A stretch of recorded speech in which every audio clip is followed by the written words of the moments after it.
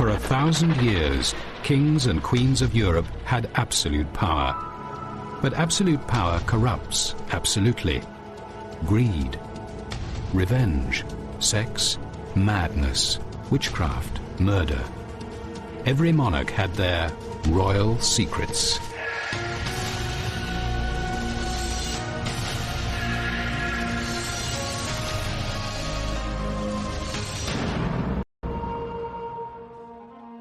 Throughout history, kings had the power to pick lovers on a whim. Female royals also enjoyed the same power.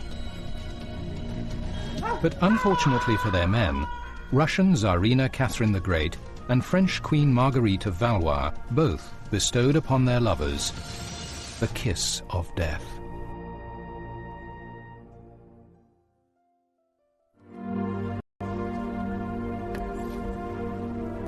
Marguerite of Valois was a renowned beauty. She fed a lifelong hunger for passion with countless lovers. Unfortunately for the hapless men in her life, one after the other, they met hideous, bloody ends. Known as Queen Margot, Marguerite grew up with 3 murderous brothers who became kings of France, and with a ruthlessly ambitious mother, Queen Catherine de' Medici. Margot was to marry and divorce French King Henry IV. She was surrounded by a royal court steeped in intrigue and corruption, and each of her lovers came to an unlucky end. Her later years were haunted by the memory of her many lost loves. In her youth, Margot was of fair complexion, with blue eyes, abundant black tresses, and a provocative figure. Don Juan of Austria was blinded by her beauty when he met her. She looked more like a goddess of heaven than a princess of earth. Her charms were better suited to ruin men than to save them. Her beauty was sent to damn us. The young Margot was torn between religion and politics by her bullying family. It was a time of religious war in France. In 1572, her mother devised a diplomatic scheme for the Catholic Margot to marry Protestant Prince Henry. The reluctant 19-year-old Margot had to be physically forced to the altar for the arranged marriage. She never said, "I do," during the ceremony. One of her brothers had to push her at the appropriate moment, and the nod of her head was taken as her affirmation of the vows, set by Margot's mother to lure the unsuspecting Protestants to Paris.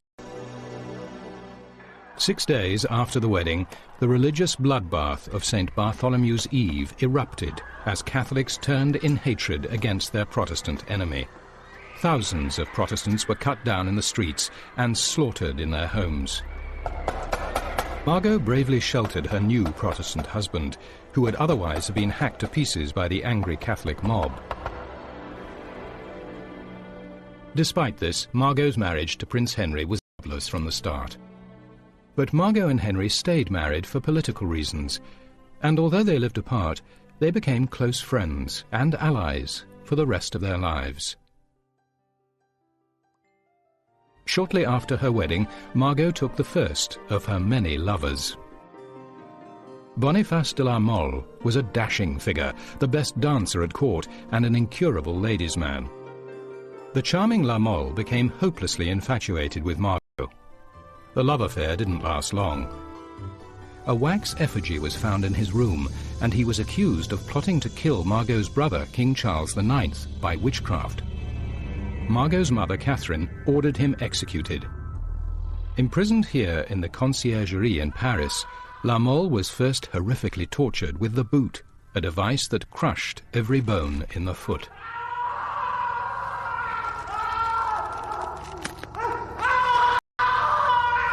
Margot's lover was then beheaded and quartered in the Place de Grève.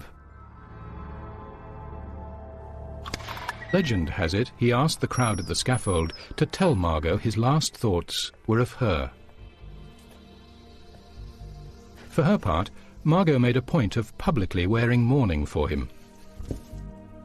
It was said that she herself retrieved her lover's skull so that it could be given a decent burial. Lamont's execution was the beginning of a lifelong pattern of thwarted love for Margot. Time and again she would find herself robbed of happiness.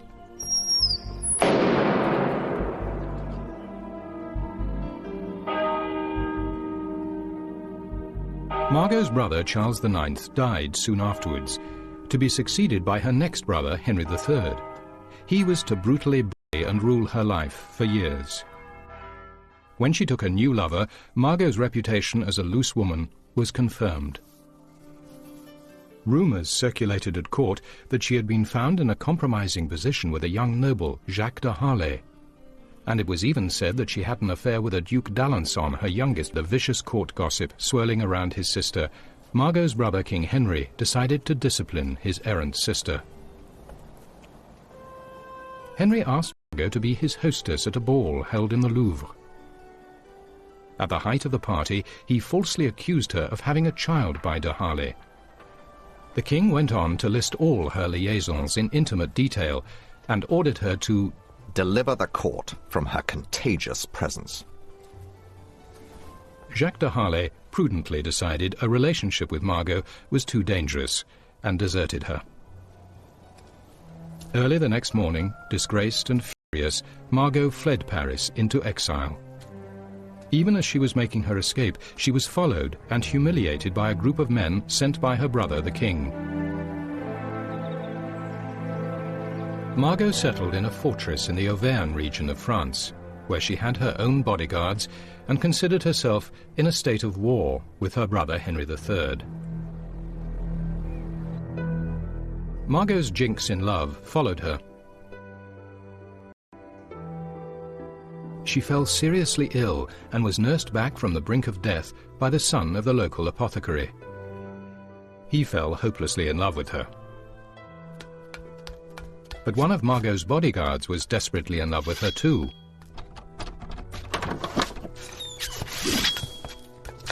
In a jealous fit, the bodyguard burst into Margot's bedroom and stabbed his rival to death. Undaunted by this string of tragedies, Margot found another lover. To the annoyance of her brother, she now fell for an army captain. Margot described him as a touching figure who in an earlier century would have inspired the songs of troubadours. Trying to escape Henry's spies, the lovers were betrayed and apprehended by the king's troops. Margot tried to save her lover by hiding him in a chimney, but he was found, and Henry ordered him executed in front of Margot to teach his sister a lesson.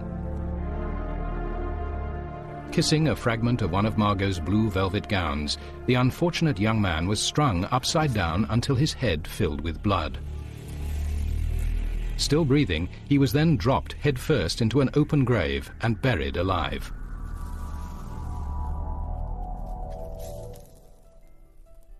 Margot was finally released from her royal brother's brutal meddling when he was assassinated in 1589. Margot was at last free from her dangerous and hated brother. Margot's estranged husband now became Henry IV. Middle-aged and still without an heir again, he would have to divorce Margot. Margot agreed to the split, but her price was a large annual allowance and a huge settlement.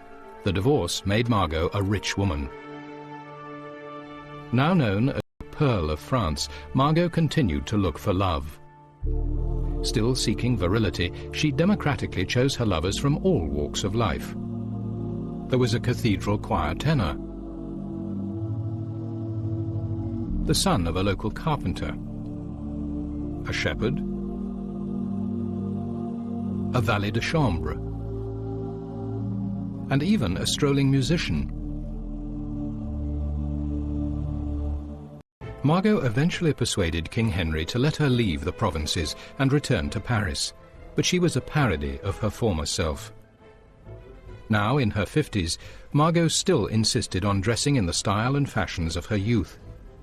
She had grown very fat and wore a great deal of makeup. She had lost her glossy, abundant dark hair and wore huge blonde wigs, half a foot higher than the current fashion. For a constant supply of hair, blonde footmen were kept at hand to be shorn whenever she needed a new wig. Margot's unlucky affairs continued to cost her hapless lovers their lives.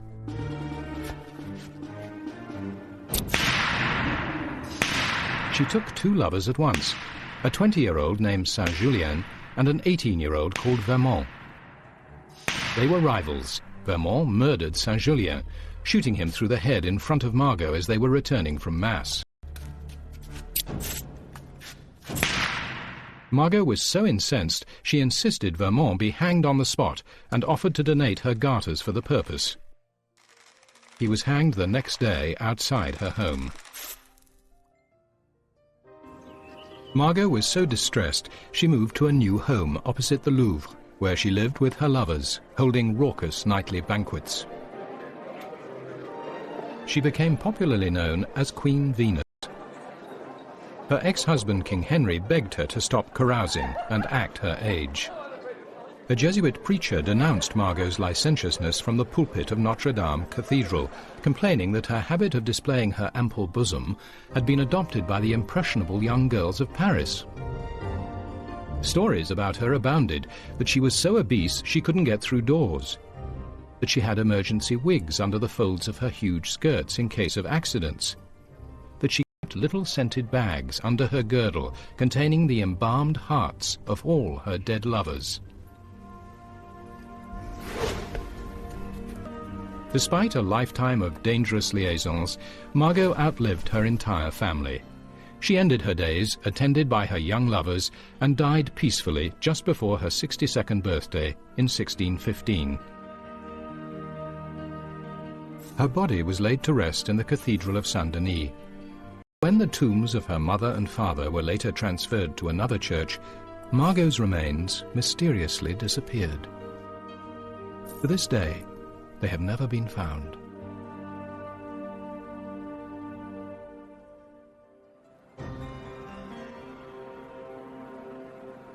"200 years later, in Russia, another royal proved to have the kiss of death. But unlike Margot, this monarch loved power as much as she loved her paramours. She was Catherine the Great, Tsarina of all the Russias.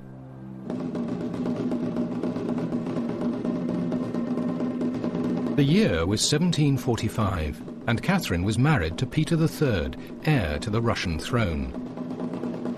Peter was the commander of one of Europe's greatest armies and fought many great battles, all of them in his head. Peter loved to play with his toy soldiers. He drilled and maneuvered regiment upon regiment in every room of his palace at Peterhof, for Peter had the mind of a child. Peter liked to occupy himself with weighty matters, such as the case of the nibbled guardsman. In one incident, Peter caught a large rat, which he believed had eaten some of his toy soldiers. The rat was formally court-martialed and summarily executed, its body left suspended on a toy gallows as a lesson to other rats who might want to attack the royal regiments.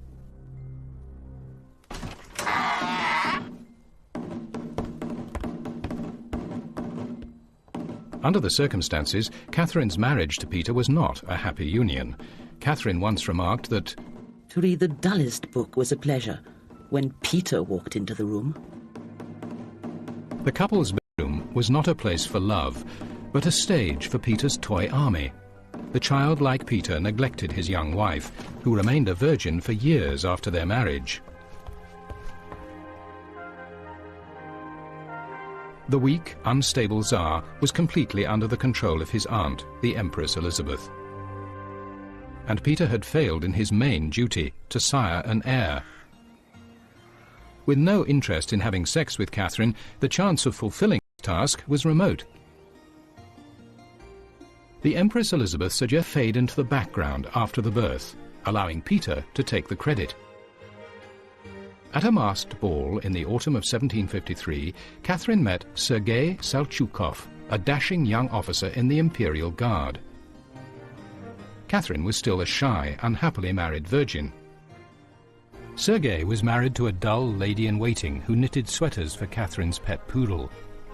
Catherine thought Sergei as handsome as the dawn, and her passion for him blossomed. To avoid the prying eyes of vicious court gossips, Catherine and her lover resorted to secrecy and took great risks to meet.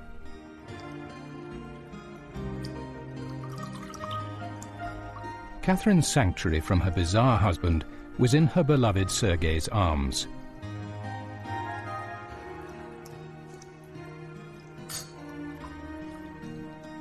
But that was about to end. Catherine became pregnant. With that news, Sergei was removed from court, his duty done. When she gave birth to a son, the baby was taken from her and sent to the Empress Elizabeth to be raised as the future heir to the Russian throne. Catherine was alone once more.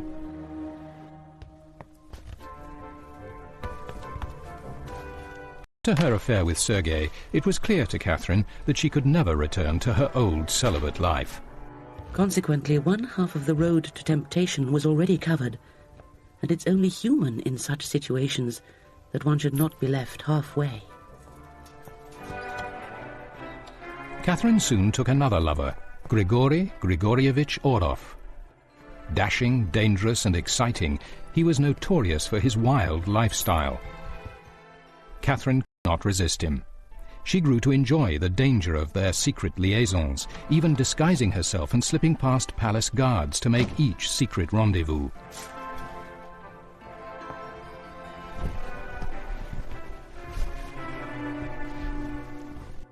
When Catherine became pregnant again, even the feeble-minded Peter might have noticed, so she took steps to hide her condition.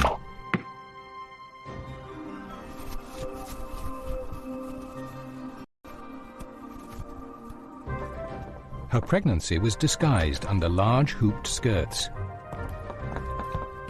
When she went into labor, one of her servants agreed to burn down his own house to distract Peter. Unable to resist a good fire, Peter rushed to watch the flames, leaving Catherine to have Orlov's child in privacy. In all, Catherine had 3 children by Orlov, and Peter was proclaimed Tsar of all the Russias. Peter's sexuality awakened when he took a mistress and fell in love. He took steps to divorce Catherine and banish her to a convent. She had to take action. Aided by Catherine, Grigory Orlov and his brother Alexei fomented resistance to Tsar Peter. Many army officers were only too willing to see the mad and inept ruler deposed. On the 28th of June, Catherine seized her chance. With her husband Tsar Peter away from St. Petersburg and the city empty of guards, Catherine urged her lover Orlov to take action. Willing to do anything for his beloved Catherine, within hours Orlov had his rebel forces marching to St. Petersburg. Before Peter even knew of the coup, Catherine had placed the imperial crown on her own head in Kazan Cathedral. The army acclaimed her as the new Russian ruler. As the news spread, more and more nobles rallied behind her. Peter III's short reign was over. The devoted Orlov took the former Tsar into custody, but he and his brother Alexei were restless guarding the prisoner they referred to as the monster. Alexei wrote to Catherine, "Our monster has fallen very sick and has had an unexpected attack of colic. I'm afraid that he might die tonight, and fear still more that he may live. The first fear I have because he chatters pure nonsense and that amuses us. And the second fear, because he really is dangerous for all of us, often speaking as if he were still Tsar." Fortunately for the Orlov brothers, Tsar Peter recovered, but mysteriously their royal prisoner then fell ill once again, almost certainly due to poisoning. To be sure the former Tsar wouldn't recover, the Orlovs beat him to death. With Peter safely out of the way, Catherine showered her lover with titles and gave him vast estates. As Tsarina, Catherine now held immense power. But her lover Orlov, the man who engineered her rise, would not remain in her affections for long. He was growing arrogance and lust for power were becoming excessive. As he became more demanding, Catherine began to lose interest, and her attention turned elsewhere. Empowered by her freedom and position, Catherine the Great took on a series of lovers, all handsome, all young, and all soldiers. The desperate gifts in the world, the gem that would become known as the Orloff diamond. This huge stone weighed nearly 200 carats and was said to have been the eye of an idol in a temple in India. Orloff, in an unashamed display of the wealth Catherine had showered on him, gave her the diamond. Catherine took the gift, but refused to take him back as a lover. He had made an expensive mistake. Realizing he would never again be master of her heart, Orloff left Russia and married his cousin.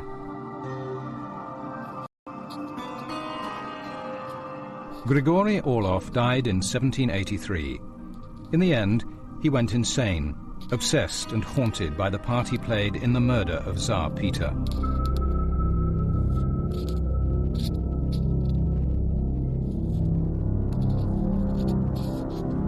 Catherine herself died on the 6th of November 1796, aged 67. It was said by her enemies at the time that she died trying to make love to a horse whose harness broke, crushing the unfortunate Tsarina. The rumor has survived, but in fact all her lovers were human, and she died from a stroke here in the Winter Palace in St. Petersburg.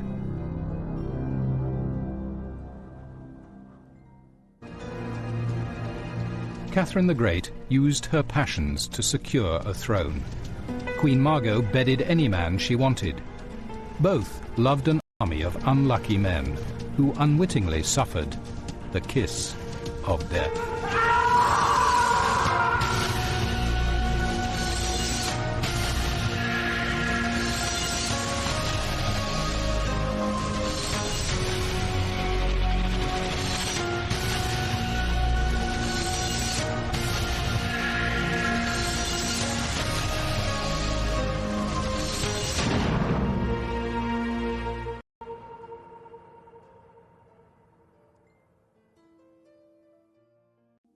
Betrayed and apprehended by the king's troops. Margot tried to save her lover by hiding him in a chimney, but he was found, and Henry ordered him executed in front of Margot to teach his sister a lesson. Kissing a fragment of one of Margot's blue velvet gowns, the unfortunate young man was strung upside down until his head filled with blood. Still breathing, he was then dropped headfirst into an open grave and buried alive.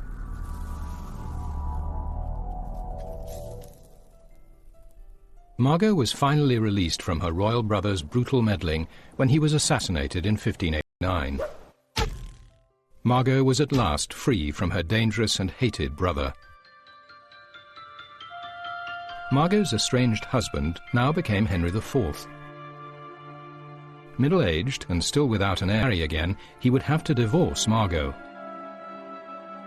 Margot agreed to the split, but her price was a large annual allowance and a huge settlement. The divorce made Margot a rich woman. Now known as the Pearl of France, Margot continued to look for love. Still seeking virility, she democratically chose her lovers from all walks of life. There was a cathedral choir tenor, the son of a local carpenter, a shepherd, a valet de chambre, and even a strolling musician. Margot eventually persuaded King Henry to let her leave the provinces and return to Paris, but she was a parody of her former self.